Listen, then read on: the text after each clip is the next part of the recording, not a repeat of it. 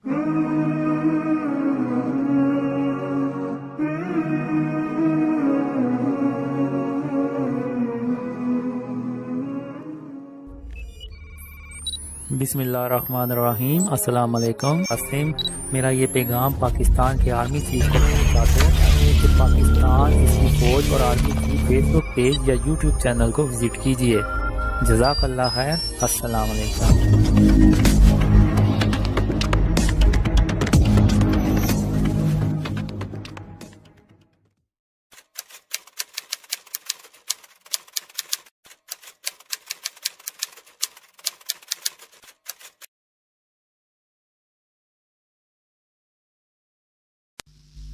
Assalamualaikum.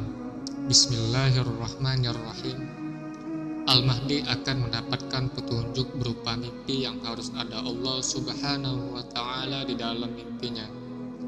Alasan Al-Mahdi akan mendapatkan petunjuk berupa mimpi yang harus ada Allah Subhanahu wa Ta'ala di dalam mimpinya, karena Al-Mahdi akan diutus oleh Allah Subhanahu wa Ta'ala sebagaimana hadis menyebutkan. Rasulullah Shallallahu Alaihi Wasallam bersabda, "Aku berikan kabar gembira kepada kalian dengan datangnya Al-Mahdi. Ia diutus kepada umatku ketika terjadi perselisihan dan kegoncangan di antara manusia."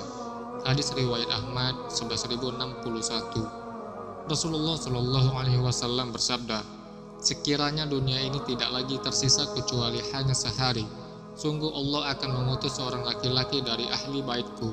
Ia akan memenuhi bumi dengan keadilan sebagaimana bumi pernah dipenuhi kejahatan." Hadis riwayat Abu Daud 3734. Dari konteks dalil bahwa Allah Subhanahu wa Ta'ala akan mengutus Al-Mahdi, maka Allah akan berbicara kepada manusia dengan sesuatu cara yang telah dijelaskan di dalam ayat Al-Quran sebagaimana firman-Nya.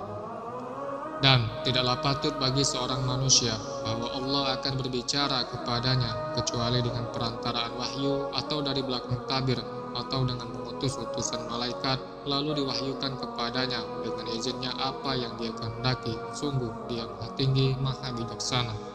Asy-Syura ayat 51. Dari tiga cara inilah Allah Subhanahu wa Ta'ala akan berbicara kepada manusia dan mengutus Al-Mahdi. Namun di dalam hadis terdapat penjelasan bahwa Rasulullah Shallallahu Alaihi Wasallam bersabda, "Kenabian tidak ada lagi selain berita gembira."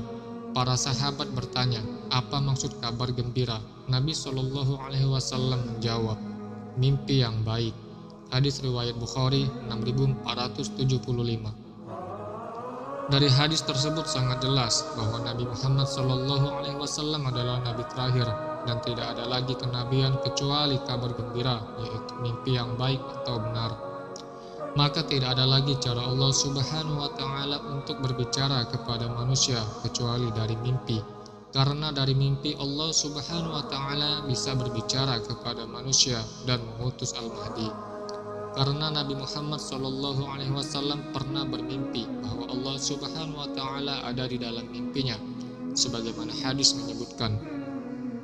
Dari Mu'adz bin Jabal radhiyallahu anhu berkata, "Pada suatu pagi Rasulullah Shallallahu Alaihi Wasallam tertahan dari kami untuk sholat subuh hingga hampir saja kami melihat matahari.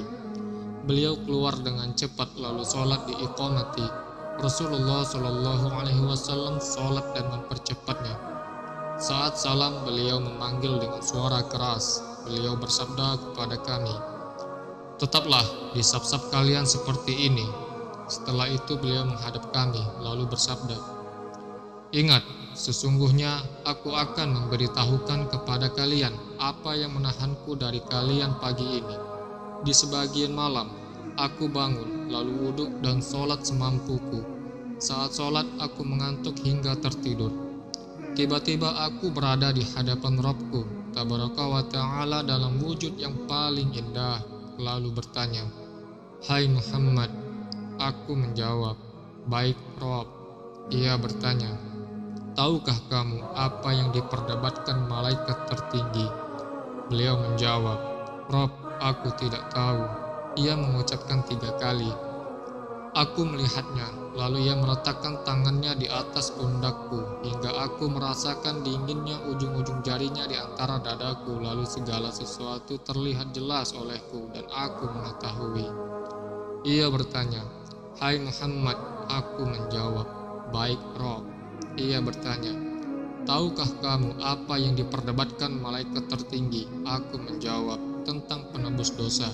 Ia bertanya, "Apa itu?" Aku menjawab, "Melangkahkan kaki menuju sholat jamaah, duduk di masjid setelah sholat, menyempurnakan wudhu pada saat tidak disukai." Lalu ia berfirman seperti yang aku ucapkan, "Memberi makan, melunakkan kata-kata, sholat di malam hari saat orang-orang tertidur." Ia berfirman, "Mintalah, ucapkan," yang artinya, "Ya Allah, sesungguhnya aku memintamu berbuat kebaikan, meninggalkan kemungkaran, mencintai orang-orang miskin. Ampunilah aku dan rahmatilah aku. Bila engkau menghendaki suatu fitnah pada hamba-hambamu, wafatkan aku kepada dalam keadaan tidak terkena fitnah. Aku mengharap cintamu, cintanya orang yang mencintaimu, cinta pada amalan yang mendekatkan pada cintamu."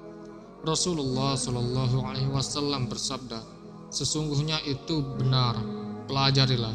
Mereka mempelajarinya. Hadis riwayat Tirmizi 3159.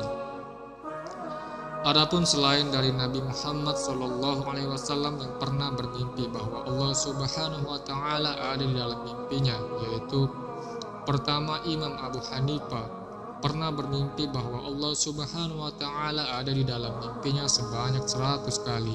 Terdapat dalam kitab Syarah Fiqih Al-Akbar, kitab Mulla Ali Al-Qari, ulama mazhab Hanafi. Kedua, Imam Ahmad bin Hanbal juga pernah bermimpi bahwa Allah Subhanahu wa Ta'ala ada di dalam mimpinya sebanyak 1 kali.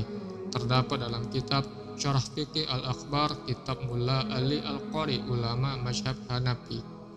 Adapun pendapat ulama mengenai Allah Subhanahu wa Ta'ala ada di dalam mimpi. Melihat Allah dalam mimpi adalah mungkin menurut kesepakatan ahlu sunnah wal jamaah, terdapat dalam kitab Syarah Sunnah. Dengan landasan dalil-dalil yang telah dikemukakan, inilah alasannya Al-Mahdi akan mendapatkan petunjuk berupa mimpi yang harus ada Allah Subhanahu wa Ta'ala di dalam mimpinya.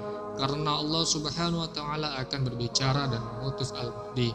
Alasan inilah kenapa orang-orang mempercayai mimpi Muhammad Qasim dan mempercayai bahwa Muhammad Qasim adalah Al-Mahdi yang ditunggu-tunggu oleh umat Islam selama ini.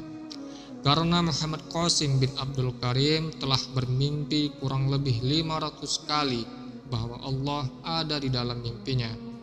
Pada bulan April 2014, Allah Subhanahu wa Ta'ala memerintahkan Muhammad Qasim untuk pertama kalinya dari dalam mimpinya dengan mengatakan, "Qasim, sebarkan mimpimu ke seluruh dunia. Aku ingin semua orang tahu siapa dirimu." Allahu a'lam. Jazakallahu khair. Bersatulah, semuanya akan terjadi sesuai mimpi-mimpi Muhammad Qasim bin Abdul Karim. Wassalamualaikum warahmatullahi wabarakatuh.